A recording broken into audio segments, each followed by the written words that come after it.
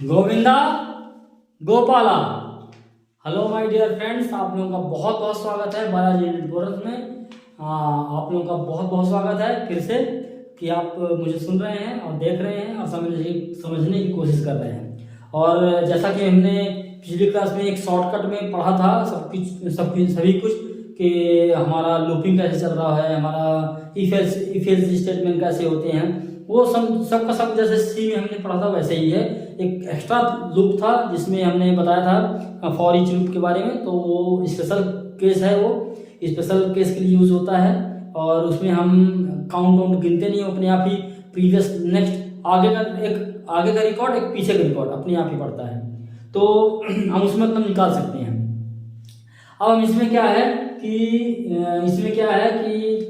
हम जो है आज हम जैकेट एरे पढ़ेंगे। एरे पहले तो हम एरे पढ़ते हैं, तो एरे देखिए आप। एरे हमें जैसा कि सी लैंग्वेज में बताया था कि एरे एडवांस लेवल आ जाता है, तो यहाँ से हमारा एडवांस लेवल शुरू हो जाता है। बेसिक खत्म हो चुका है, एडवांस शुरू हो रहा है। तो एरे जो है तो पहला होता है वन डायमेंशनल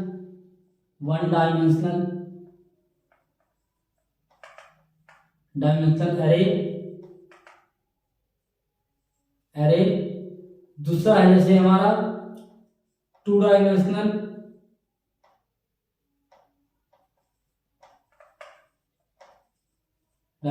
एरे, इसको मल्टी डायमेंशनल भी कहते हैं।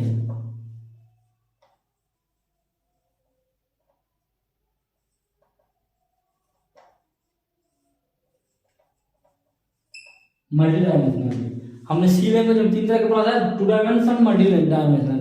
लेकिन इसी सर में इसी को दोनों को एक ही मान लिया, क्योंकि एक से ज्यादा एरे हो जाता है वो साइज में, तो उसको टू डायमेंशनल या मल्टी डायमेंशनल एक साथ बोल सकते हैं। तीसरा जो नया आया है वो है जैकेट एरे।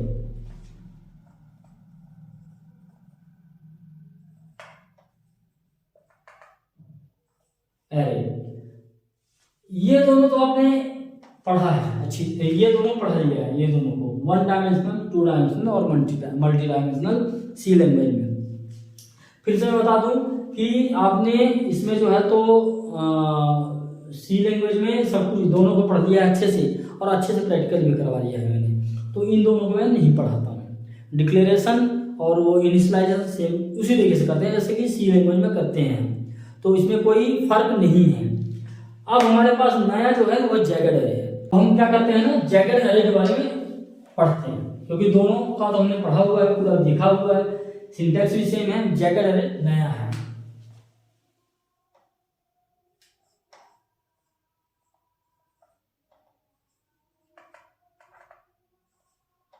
जैकेट एरे, ठीक है। जैकेट एरे में क्या है कि there are some same as the two dimensional array. जो टू डायमेंशनल एरे की ही तरह दिखता है, दिखने में टू डायमेंशनल एरे की तरह दिखता है, लेकिन क्या है कि the column under rows is fixed. Two dimensional में क्या होता है, टू डायमेंशनल में आप देखिए कि जैसे इंट है, एक एरे है, तो अगर टू डायमेंशनल है तो इस तरीके से होता है, राइट। तो इसमें हमने 5 दे दिया, इसमें 6 दे दिया। इसमें रो कितनी है, 5 है, और कॉलम कितनी है, कॉलम 6 है। मतलब इसका ये बन रहा है, देखिए 1 2 3 4 1 2 3 4 5 6 बन रहा है। रो कितने हैं, 4 है, 1 2 2 3 4, ठीक ना। और ये कितना है, 1 2 3 4 5 6। तो ये क्या है, टू डायमेंशनल एरे है ना। अब इस टू डायमेंशनल एरे में और जैकेट एरे में क्या फर्क है, ये भी दिखने में तो टू डायमेंशनल एरे की तरह दिखेगा, लेकिन ये है नहीं। दिखेगा तो टू डायमेंशनल, पर ये है नहीं। क्यों नहीं है, क्योंकि रो तो फिक्स होता है, रो जो है, लेकिन कॉलम फिक्स नहीं है। ये इस तरीके से भी हो सकते हैं, 3 इस तरीके से भी हो सकते हैं, मतलब इसके कॉलम जो है तो फिक्स नहीं है। कॉलम कुछ भी हो सकता है, ज्यादा कम कुछ भी हो सकता है। तो ये जैगड एरे है। 2 डायमेंशनल एरे में और जैगड एरे में फर्क यही है कि 2 डायमेंशनल एरे में रो और कॉलम दोनों फिक्स होते हैं, जबकि जैगड एरे में रो बस फिक्स होता है, कॉलम फिक्स नहीं होता है। हम वो अपने रन टाइम में दे सकते हैं। इसका फायदा क्या है कि हम इसको according to our use we can set the size of columns. तो हम इसको अपने हिसाब से सेट कर सकते हैं। ये नया फीचर है डॉटनेट में। तो आप अभी आप देखिए। अच्छा, दूसरा चीज क्या है कि ये दूसरा क्या है, इसका काम क्या कैसे दिख रहा होता है, कैसे समझ में आ जाएगा आपको कि ये एरे ऑफ एरे है। ये एरे का एरे है और सिंगल डायमेंशनल एरे का एरे कह सकते हो आप। सिंगल डायमेंशनल एरे का एरे है। तो या तो इसको ये कह सकते हैं कि it's looking like 2 dimensional array but it's working as a single dimensional array of array. मतलब 2 डायमेंशनल एरे की तरह दिखेगा, लेकिन काम कैसे करेगा? सिंगल डायमेंशनल एरे के बराबर काम करेगा। सिंगल डायमेंशनल एरे का एरे, समझ गए? तो अब देखिए, अब सिंगल डायमेंशनल एरे क्या है? ऐसा है, जैसे मान लो, ठीक है ना, ऐसा है। अब एक एरे, अब अगर ऐसा कहीं बन जाए, ऐसा इसमें कॉलम अलग अलग हो जाए, कॉलम का नंबर अलग हो जाए, किसी में कॉलम केवल इतने ही है, तो ये क्या है? सबका ये एक एरे ही ना है, 1 2 3। तो सिंगल डायमेंशनल का एरे ऑफ एरे। तो इसको हम डिफाइन कैसे करते हैं, आप देखिए।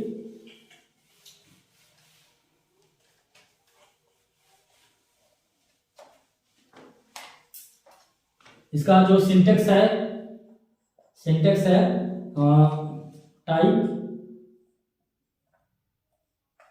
टाइप, फिर ये 2 डायमेंशनल एरे का जो सिंबल दे दिया हमने, इसके बाद हमने लिख दिया इक्वल टू न्यू, और जो भी उस वेरिएबल का नाम देना है, मतलब नाम तो हमने यहाँ पे दे दिया, नेम दे दिया इक्वल टू न्यू दे दिया हमने, टाइप दे दिया और क्या कर दिया यहाँ पे, ये दे दिया, ये साइज 1 साइज 2 साइज 1 साइज 2, ठीक है। ये इस तरीके से हम डिफाइन करते हैं। नहीं, इसमें एक ही बस रहेगा यहाँ पे साइज बस, ठीक है ना। ये हमने दे दिया, ये डिक्लेरेशन है, ये मतलब सिंटेक्स है डिक्लेरेशन का। अब हम इसको एग्जांपल में लिखते हैं, तो कैसे लिखते हैं? एग्जांपल देखिए, एग्जांपल क्या है? इंट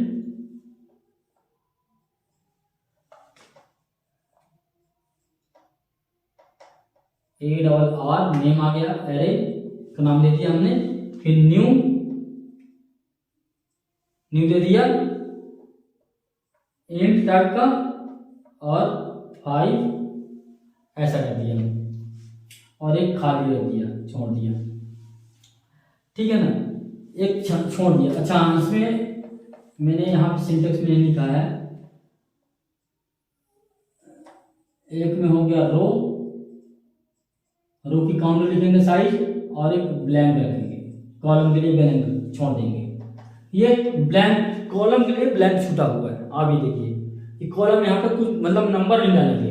ये इसका डेफिनेशन हो गया, डिफाइन करने का तरीका इसमें। अब हम अगर डालते हैं वैल्यू में, तो हम क्या डालें? एर 0 इक्वल टू न्यू इंट 3। मैं एग्जांपल में लिख रहा हूं, जैसे मैंने लिखा इसको, ये वाला लिखा है, इसको लिखा है मैंने, तो न्यू इंट, ये 0 है, इंट 15 लिख दिया हमने, ठीक है ना, ये लिख दिया। फिर एर 0 न्यू इंट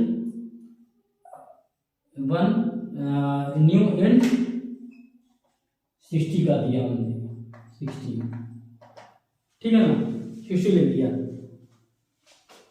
फिर इस तरीके से हम लिखेंगे, थोड़ा जगह कम पड़ेगा हमें, तो एक्सप्लेन करने के लिए मैं थोड़ा समझाऊंगा एक बार पूरा, एक एग्जांपल पूरा डिस्प्ले लिख देता हूँ जिससे समझ में आ सके आप लोगों को।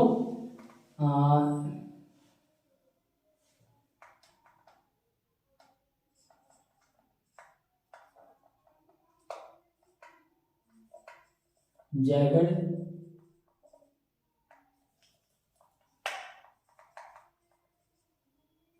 एरे, जैकेट एरे हम बता रहे हैं, इसमें हम एग्जांपल लिखते हैं, एग्जांपल लिख रहे हैं इंट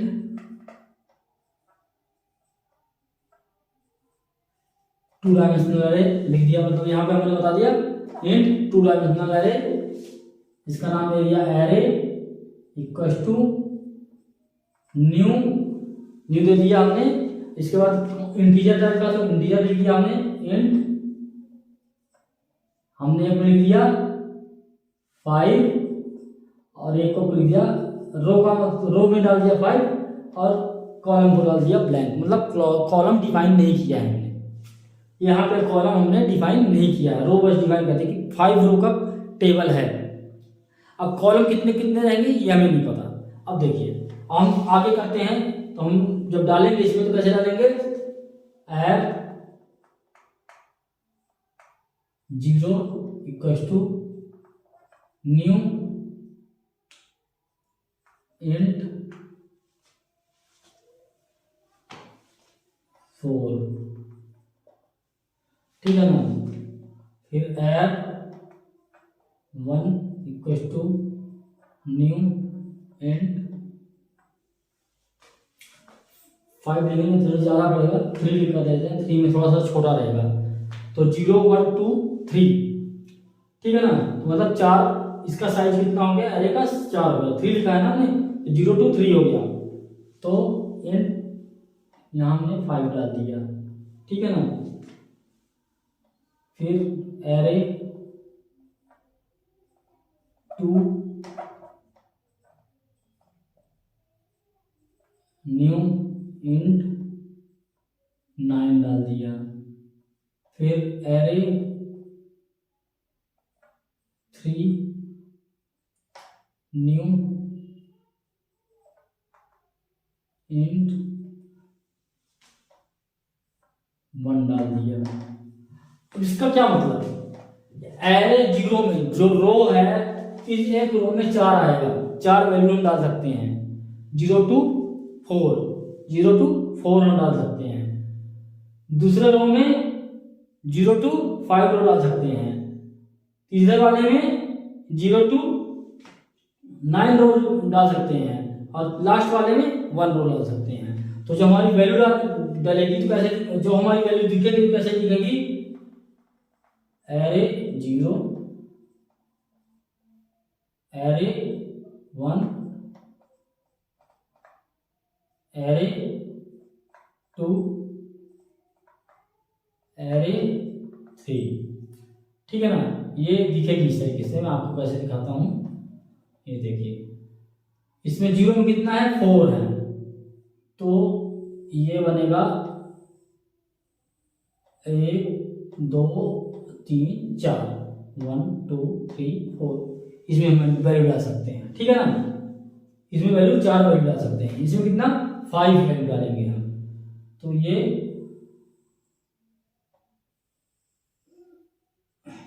1 2 3 4 5, 1 2 3 4 5, 5 वैल्यू डाल सकते हैं। इसका मतलब ये हो रहा है कि हम ना रन टाइम में इसको स्पेसिफाई करते जा रहे हैं, नया नया कॉलम ऐड करते जा रहे हैं, ठीक है ना।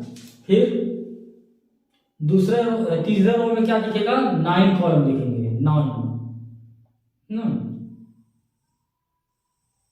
देखिए तो ये जो है आपका तीसरा रो है, 1 2 3 4 5 6 7 8 9, 1 2 3 4 5 6 7 8 9, 9 कॉलम हो गए, ठीक है ना। इसमें और तीसरे वाले में, फोर्थ रो में क्या दिखेगा, 1 कॉलम में 1, एक ही कॉलम दिखेगा, साइज इसकी 1 रहेगी। अब आप देखिए कैसे दिख रहा है, ये दिखने में बिल्कुल इजी दिख रहा है कि ये इस तरीके से, लेकिन ये 2 डायमेंशनल क्यों है, क्योंकि हमारे रो और कॉलम मिल जाते हैं। कैसे हो जाते हैं, ऐसे हो रहे हैं, ये कॉलम, ये पूरा एक लाइन जा रहा है, ये ऐसे देखिए ऐसे बन रहा है, तो ये एक लिस्ट बन रही है पूरी पूरी। तो ये जैगड अरे जो है, तो क्या करता है कि इसमें जो है तो वैल्यू हमें स्पेसिफाई कॉलम के लिए नहीं करते हैं, रन टाइम में इसको ऐड करते जाते हैं। ये इसका फायदा ये है कि हमें जितनी मेमोरी में जगह बनानी है उतनी की ही यूज करेंगे। अगर हम 2 डायमेंशनल एरे में 10 और 10 डाल देते हैं, ठीक है ना, तो हमें 10 और 10 की ही मैट्रिक्स यूज करनी पड़ जाएगी। और अगर नहीं भी कर रहे हैं तब भी वो मेमोरी में स्पेस 10 का मैट्रिक्स बना देगा, 2 डायमेंशनल बना लेगा वो। तो इस चीज को ओवरकम करने के लिए इन्होंने क्या किया कि हमारे पास रो हम डिफाइन कर देते हैं जितना हमें चाहिए, और कॉलम में किसी में कम चाहिए, किसी में ज़्यादा चाहिए, according to our use, according to our जो वो है, अकॉर्डिंग टू अवर यूज, और जैसे जैसे जरूरत पड़ेगी वैसे वैसे हम ऐड करते जाएंगे उसमें कॉलम। किसी में 2 चाहिए 2 डाल देंगे, किसी में 10 चाहिए 10 डालेंगे, अपने को जरूरत किसकी है, और उसमें से जो स्पेस बच रहा है वो स्पेस हम यूज कर सकते हैं। तो इसमें स्पेस कम लेता है, इसी के लिए ये जैगड अरे यूज करते हैं। तो गाइस ये हमने इसको कंसेप्ट बता दिया। अगर आप चाहते हैं तो मैं इसका एक प्रैक्टिकल भी करवा देता हूँ, तो मैं इसका एक प्रैक्टिकल करवाता हूँ, ठीक है ना, इससे आपको थोड़ा सा क्लियर हो जाए।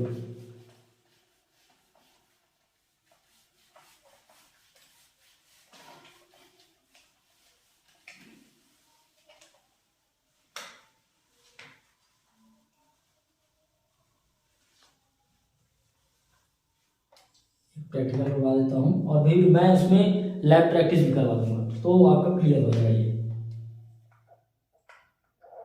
ये यूजिंग सिस्टम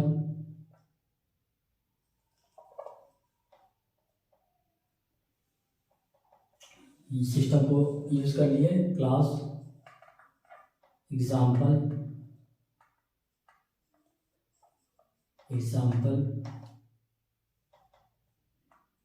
जैगड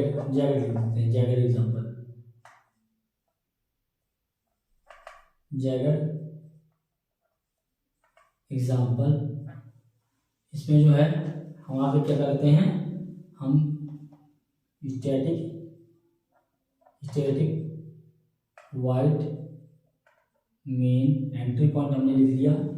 इसमें क्या करें, हम इंटीजर का बना लिया हमने array, jagged array, integer row column, array का नाम दे दिया न्यू दे दिया, इंट 3, और ये ब्लैंक जरूर रखिएगा, ब्लैंक वाला जरूर छोड़िएगा, ब्लैंक रखना जरूरी है कॉलम के लिए, क्योंकि हम उसी के बेस में वो आगे चल के फिल करेंगे। फिर हमने क्या किया, अब ये 3 0 टू कहाँ से कहाँ तक, 0 to 2, 3 वैल्यू 0 1 2, 3 वैल्यू हम डलवाएंगे। 3 वैल्यू डलवाएंगे कैसे, integer array 0 equals to, division 1 हटवा देते हैं, न्यू एंड 4 कर देते हैं हम, ठीक है ना, 4 वैल्यू डलवा रहे हैं।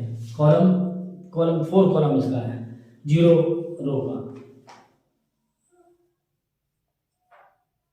1 एरे का रो का, न्यू इंटीजर 7 कॉलम कर देते हैं, ठीक है, और 3rd रो का न्यू इंटीजर 3 कॉलम का देते हैं, ठीक है ना। हमने कॉलम की साइज दे दिया, पहले रो में 4 कॉलम होगा, दूसरे रो में 7 कॉलम होगा और तीसरे रो में 3 कॉलम होगा। अब इस तरीके से हमने दे दिया, अब हम वैल्यू डालते हैं इसमें, ठीक है ना। तो क्या लिखते हैं, कमेंट लाइन डालते हैं,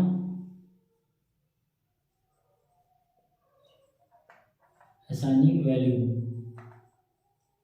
वैल्यू हम डाल रहे हैं, एरे में वैल्यू डाल रहे हैं। तो फॉर लूप का यूज करते हैं, int i equals to 0, i is less than 3 क्यों, रो का 3 रो भी डालने हैं और कॉलम कितने डालने हैं, अलग अलग डालने हैं। तो 3 एंड आई प्लस प्लस, ठीक। अब हमने इसमें किया, फिर फॉर लूप लगाया कॉलम के लिए, कॉलम ले लूप लगा रहे हैं, तो कैसे करेंगे, for integer j equals to 0, j less than array i, क्या बोल रहा है, देखो फिर से देखता हूं, हमने j इक्वल्स टू 0 कर दिया, j इज लेस देन किसके, एरे के कॉलम के पहले रो के कॉलम के लिए, कॉलम का नाम है ना, तो रो का देंगे ना, क्या करेंगे, एरे एरे आई, एरे आई, तो मतलब पहले रो में 0 चलेगा, 0 के लिए कॉलम बनाएंगे, 1 के लिए बनाएंगे, फिर 2 के लिए बनाएंगे, i and j plus plus. अब आप देखिए यहां पे आप लिख लीजिए, array i j equals to जो भी वैल्यू डालना हो, जो भी वैल्यू डालते हैं, जैसे मान लो जे प्लस प्लस 5 डाल देते हैं, मान लो जे प्लस 5 डाल देते हैं, तो जे की जो वैल्यू होगी तो 5 पर एक्स्ट्रा या मल्टीप्लाई कर दो, मल्टीप्लाई कर देते हैं, मल्टीप्लाई बाई 5 डाल देते हैं। तो जो वैल्यू डालना है कुछ वैल्यू डाल दीजिए, वैल्यू डाल दीजिए, और ये फॉर लूप बंद हो गया यहाँ पे, है ना। तो हमने फॉर लूप यहाँ पे बंद किया। अब आप देखिए, अब आपको जो है तो प्रिंटिंग करना है, देखो क्या करना है, प्रिंट करना है वैल्यू को, मतलब तो हम क्या करते हैं, वैल्यू को असाइन किया था, एक्सेसिंग करते हैं, एक्सेसिंग वैल्यू और प्रिंटिंग वैल्यू, प्रिंटिंग वैल्यू, ठीक है ना। अब इसमें क्या लिखे हम, फिर से ये चीज लिखते हैं, for loop for int i equals to 0, फिर क्या करते हैं, आई इज लेस देन कितना, 3 के बराबर, क्योंकि 3 हमारा है, तो 3 और आई प्लस प्लस, ठीक है ना। अब देखिए इसमें क्या है, फॉर लूप लगाते हैं अंदर, फिर से कॉलम के लिए, for int j equals to 0,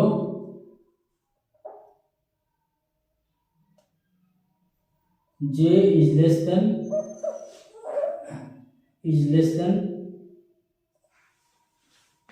वही कंडीशन, एरे आई से, एरे आई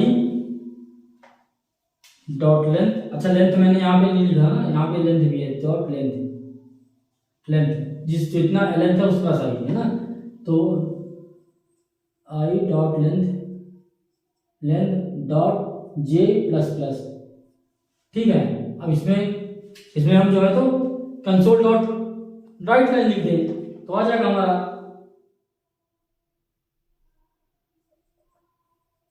console dot right right line, और क्या लिखते हैं हम यहाँ पे, यहाँ लिख देते हैं हम ए एरे आई जे, ठीक। और यहाँ पे स्पेस भी दे देते हैं हम, और इसको बंद कर देते हैं, ठीक।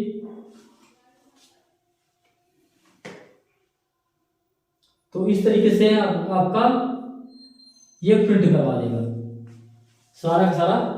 ये इसका बंद कर दिया हमने यहाँ से, यहाँ का, तो ये प्रिंट करवा देगा। अब करेगा कैसे काम, कंपाइलर यहाँ आएगा, सबसे पहले यहाँ आया, यहाँ आकर के एंट्री किया, एंट्री करके ये इनिशियलाइज किया, यहाँ पे इसको बना दिया, यहाँ पे इस एरे का साइज दे दिया कि ये समझ गया है जैगड एरे है, मतलब कॉलम, ये वाली चीज को देख करके ये समझ गया कि ये जैगड एरे, खाली ब्रैकेट छोड़ दिया हमने तो मतलब जैगड एरे है।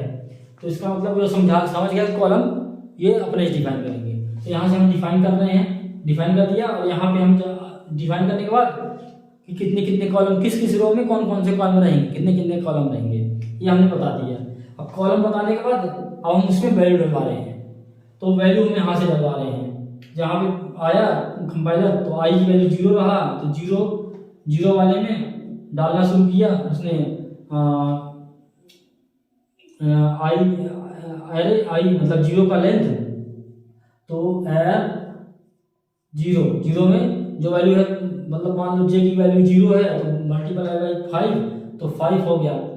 फिर दूसरी बार घुमा, देखा उसमें फिर से एरे का लेंथ क्या है, तो उस लेंथ को फिर से घुमाते गया, तो 5 3-4 बार चलेगा वो, 4 बार, यहाँ पे कितनी बार, 4 बार चलेगा। तो यहाँ पे पहले आ गया 0,